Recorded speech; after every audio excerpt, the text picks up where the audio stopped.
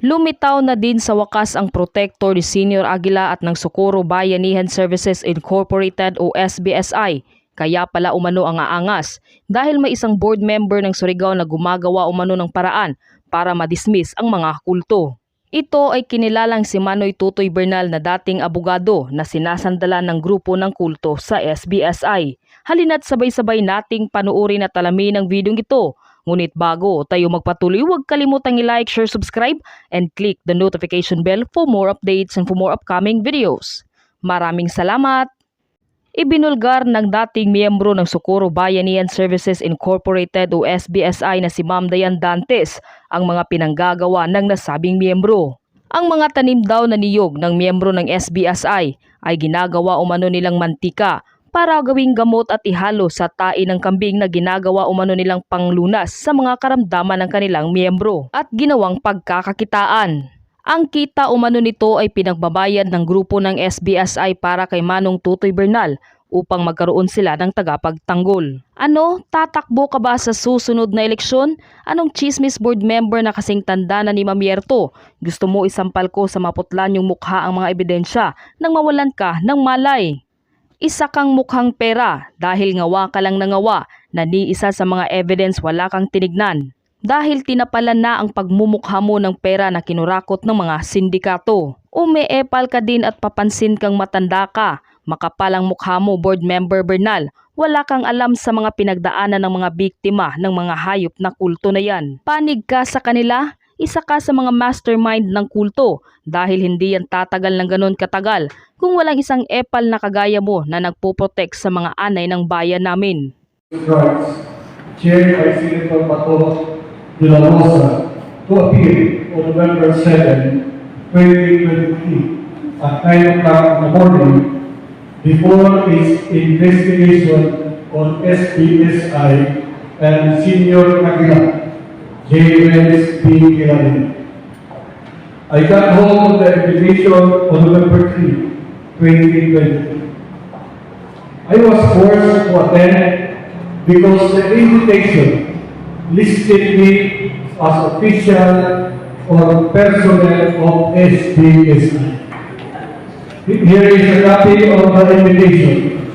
I am number 4 of the other officials of SBSI.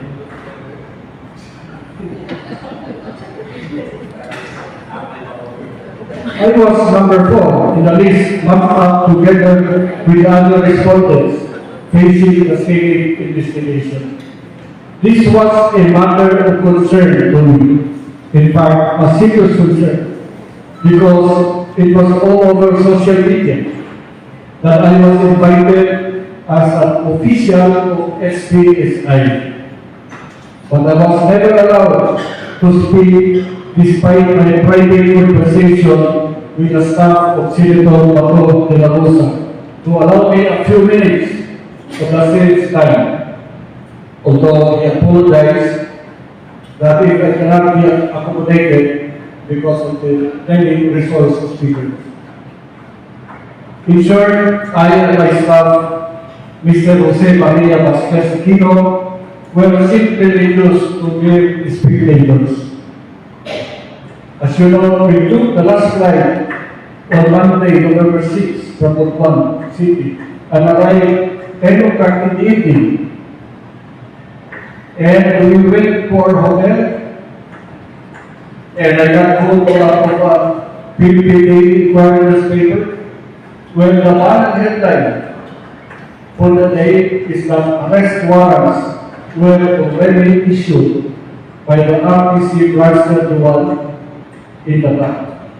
My greatest fear then, Mr. Chair, is that considering that I was invited and included in the list of SBSI, I may be also arrested for the wrong reason. However, as a lawyer trained in the practice of law for nearly 36 years, I self-assured myself that if due process is to be observed, I cannot be arrested.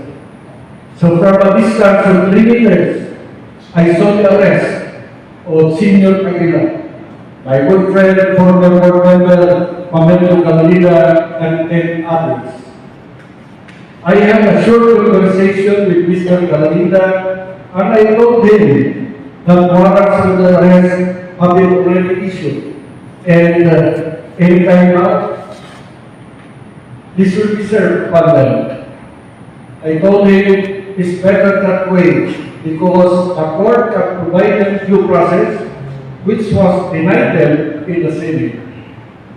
The hearing for the day, Mr. Chairman and Honors, was all for a show, since the warrants of arrest were already known beforehand. Both senators were already aware that any time the sheriff should serve those warrants of arrest. Just like in a melodramatic script, the order of contempt was immediately lifted and the investigation was permanently adjourned.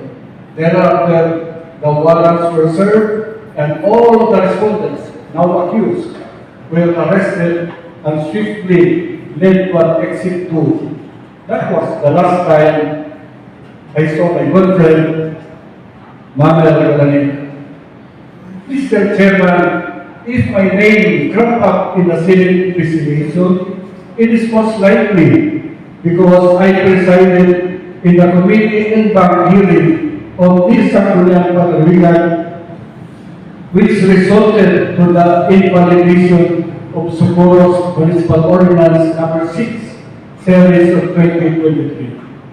I drafted the in-bank committee report, which found the ordinance as a good study of class legislation.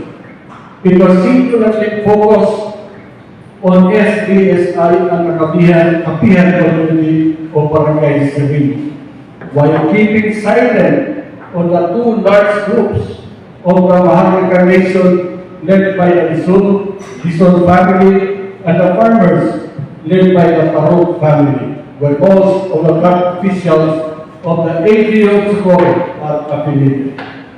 In as far as the same municipal ordinance, Your Honors, which was strongly pushed and defended by the LGU's spokesman, Idelito Sanco, we found the same to be oppressive, unjust, and illegal. The cited provision of law, Section 444 of 7160, is not applicable, and its interpretation by Mr. Sanco is misplaced and erroneous. Apparently, Your Honors, Mr. Sanco and the local officials of Socorro succeeded and in fact celebrated in triumph in their photo ops after the hearing in the Senate. I was invited by them, but I refused because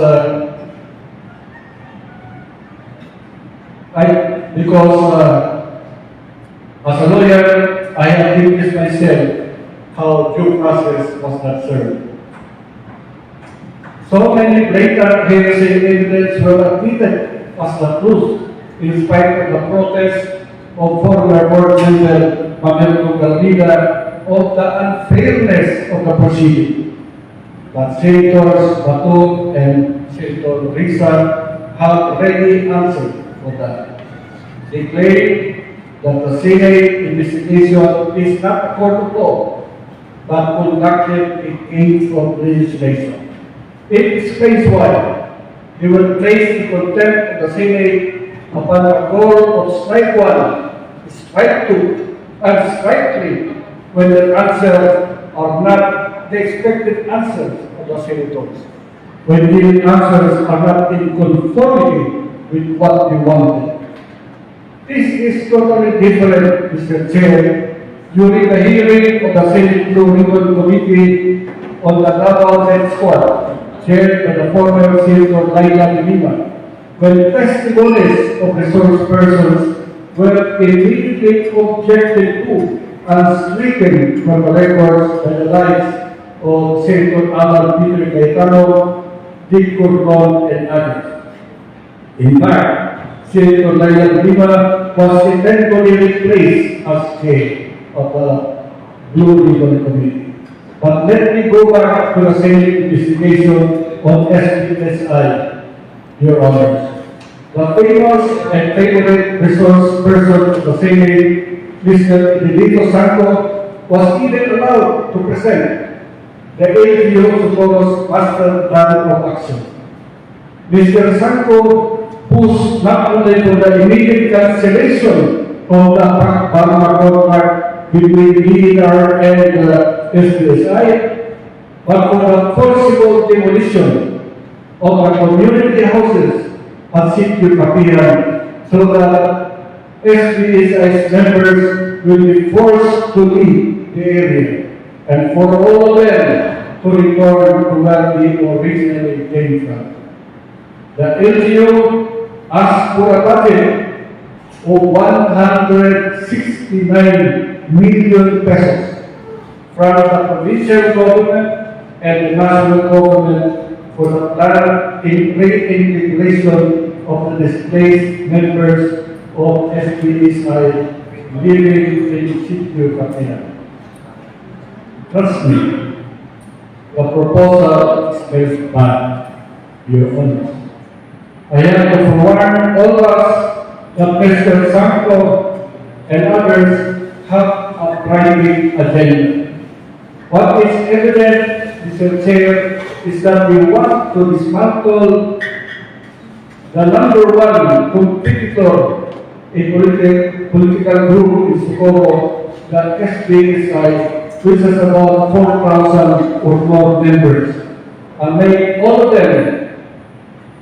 the members is scattered all over Socorro and outside the Socorro without a leader. But with the cancellation of the SBSI's pharma contract with the dealer, the land area of about 400 hectares will now be open for application for stewardship to all groups. Nagpalilak na ang mga grupo na interesado na mag-take over sa Kapihan.